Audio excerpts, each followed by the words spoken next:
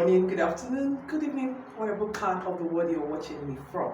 Olabisi Folarin here, certified marriage and relationship coach and your host, Couples Uncensored. So my heart is inditing a great matter this morning, and I've tried to shake it up for a bit, but it just keeps staying, strong on my heart for the past 1 week and days, a couple of days thereabout. And so I just decided, okay, let me throw this, out here.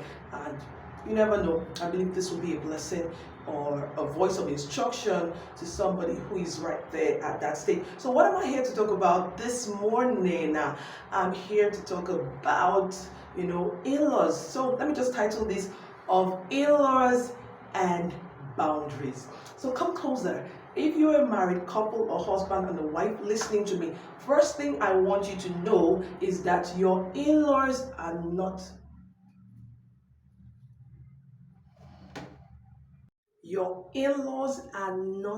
your enemy. Listen to me.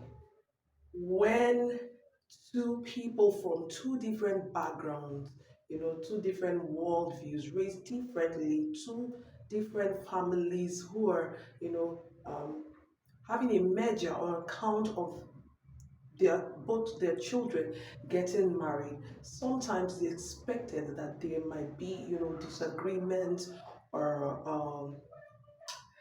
opinions that will not go down well with the other party. It doesn't necessarily make the other party or your husband's family or your wife's family bad people. And that is why Jesus speaking, it says marriage requires a certain level of aptitude. And I like to see that as, emotional maturity.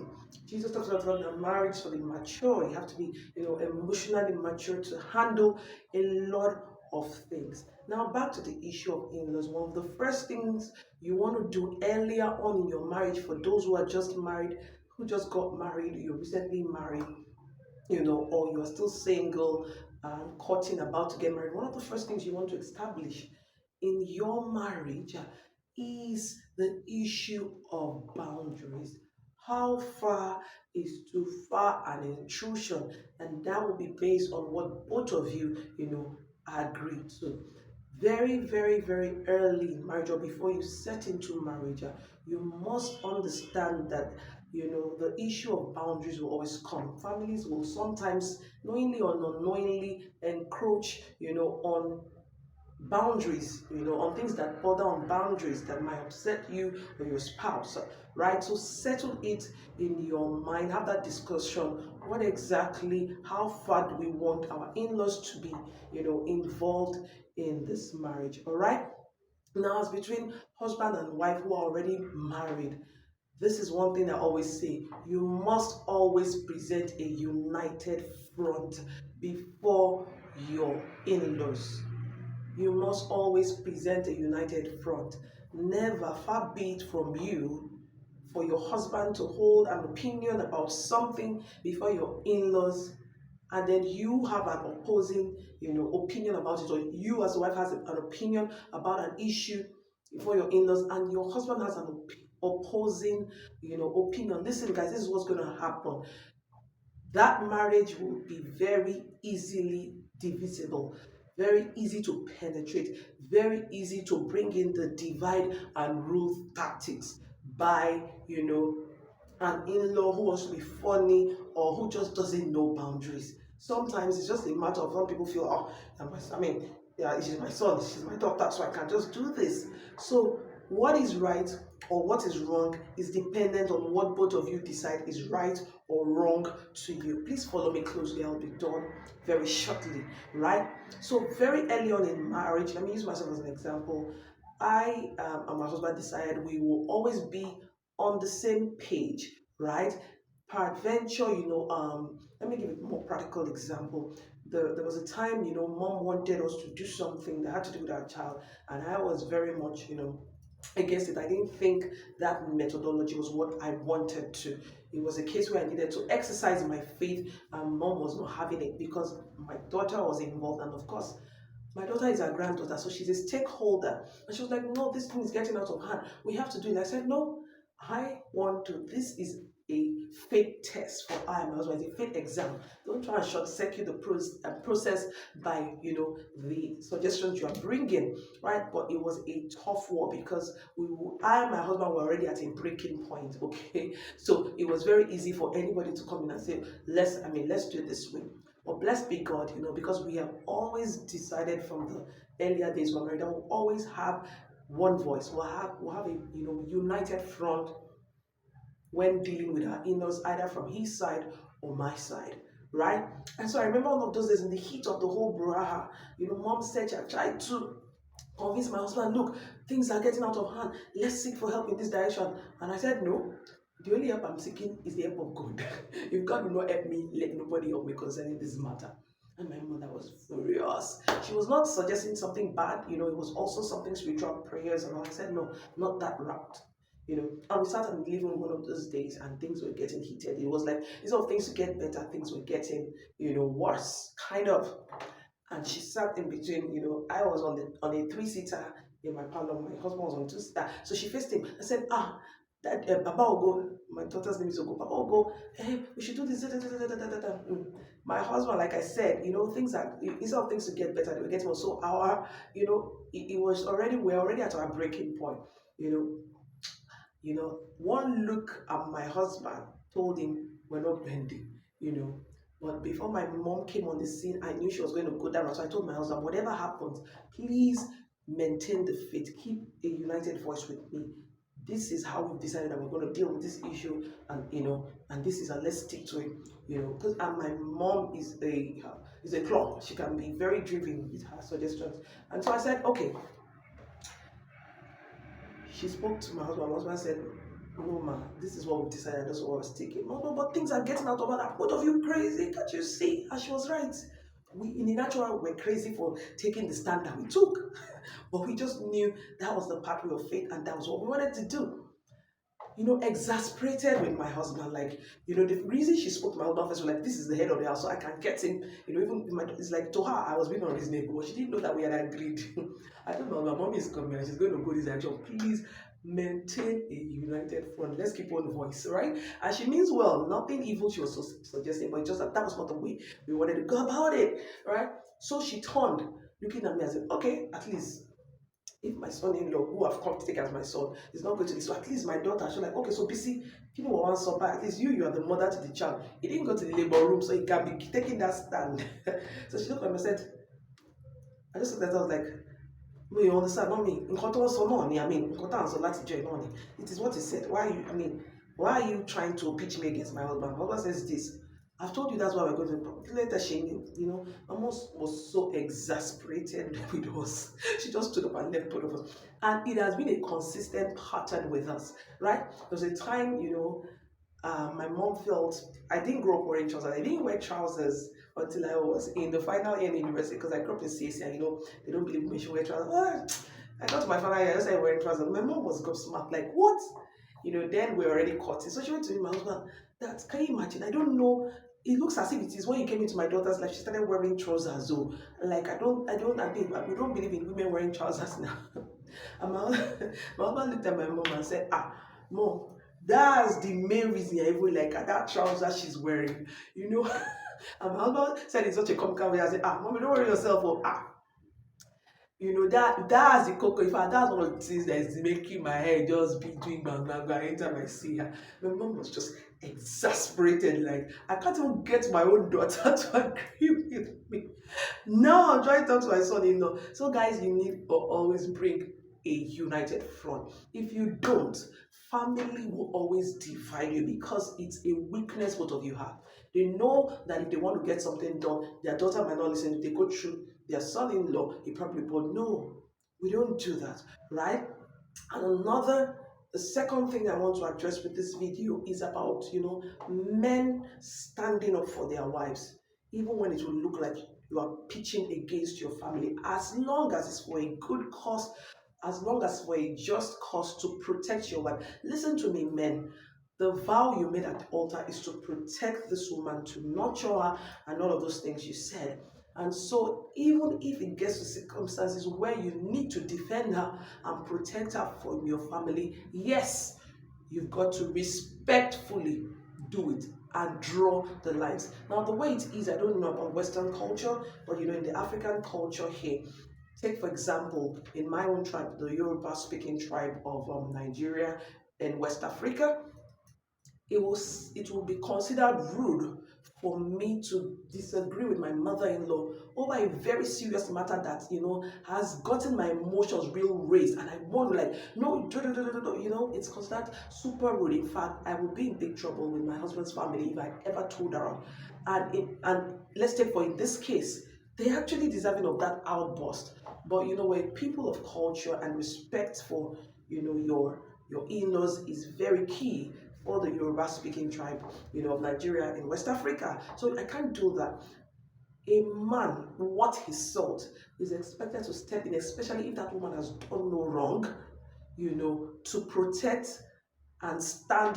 In fact, there are things that will be demanded of your wife that you upfront let them know that she's not going to be doing this, right? She's not going to be partaking of this. And that's why for newly wedded couples, for singles, it's so important that you do it very, very early. You begin to set those boundaries very, very early on in marriage before things go real deep. Because what happens is that a boundary you did not set at the first, second year of marriage, you want to now impose it in the fifth, seventh year of marriage, is going to be a whole lot of ruckus because they are used to having their way over the same issue, and then 7 years later you're telling them they can do it. Let me take a very, very simple one. Personally, I don't like people barging into my bedroom, where the master's bedroom, where I and my husband say, but we have families that, growing up is not a biggie to them. They just barge into your bedroom. Now that's, that calls for a little bit of caution. I personally don't believe it's right for you to just barge into a couple's bedroom, right?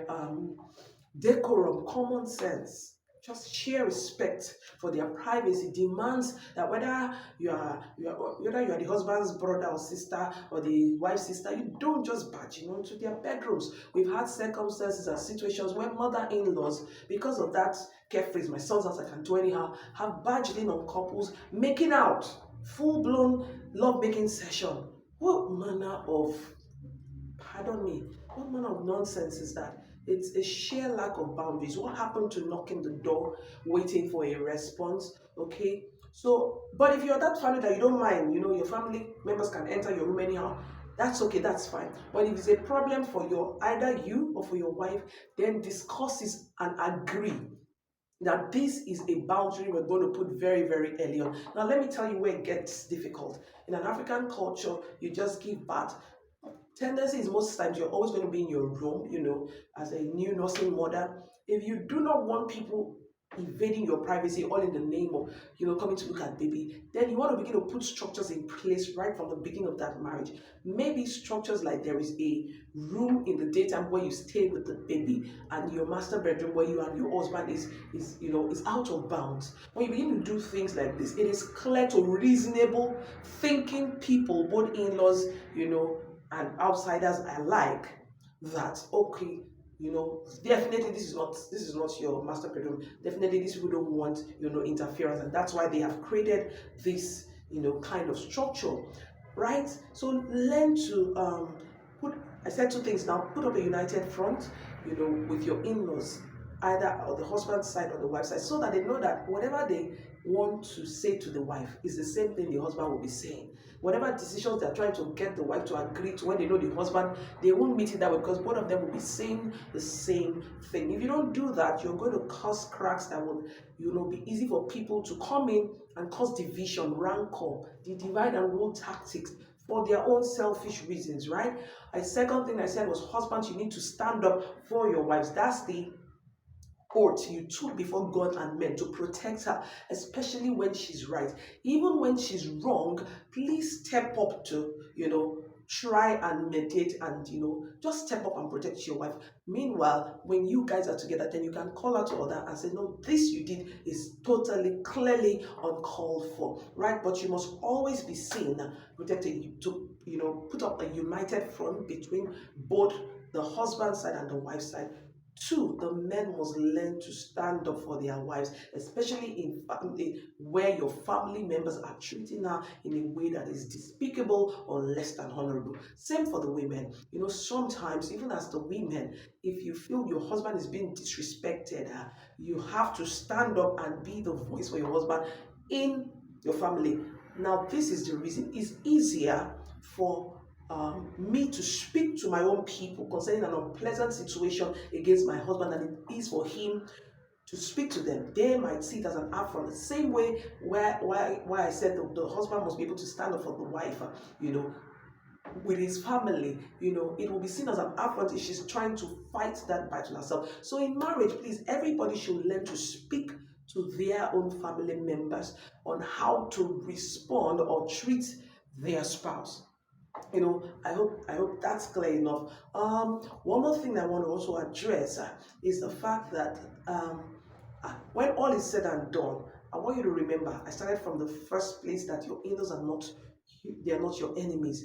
You must learn emotional intelligence is very key in relating, with your husband's family or your wife. They have become your family, albeit extended. So there's a level of maturity and emotional intelligence. Sometimes, if you could handle these relationships very well, right, you could go ahead to have such beautiful relationships with your in-laws. I know they are unreasonable in-laws, but in a case where we also have cases where your in-laws just become your best pals. They will stick up for you because you've been able to learn the act of emotional intelligence, mutual respect, and honor. But in a case where you have funny in-laws, then everybody needs to address their family members to protect their spouse, as opposed to their spouse fighting for themselves with your family members.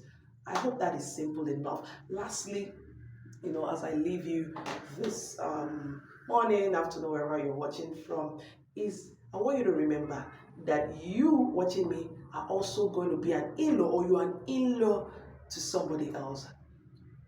So what you don't want others to do to you, make sure you're not doing it to other people, right? So I am somebody's daughter-in-law. Somebody is also going to be my daughter-in-law in the days to come. I want to make sure that I am not sowing seeds, or when that time comes, I am also dealing with my daughter-in-law the way I want my in-laws to deal with me. Do you understand? Life is in circles. So today you are a daughter-in-law to somebody else. Tomorrow somebody else is going to be a daughter-in-law, a son-in-law to you. So sow the right seeds. Don't treat people the way you don't want to be treated, right? Treat your in-laws right. They are not your enemies, but learn to set boundaries. And if you can't, set it early enough. Because a boundary did not set at the outset of that marriage, and you want to begin to set it midway, it's going to be pretty tough. Yes, it's going to be pretty tough, but set it all the same. Never let family come in between you and your spouse. Never leave a crack, such that family can come in with a divide and rule tactics and cause issues. I hope this helps. If you have any questions, you can drop them down in the comment. I'll be more than glad to respond. And until I come your way some other time on Marriage and Relationship Conversations with BB, this is BB signing out. See you.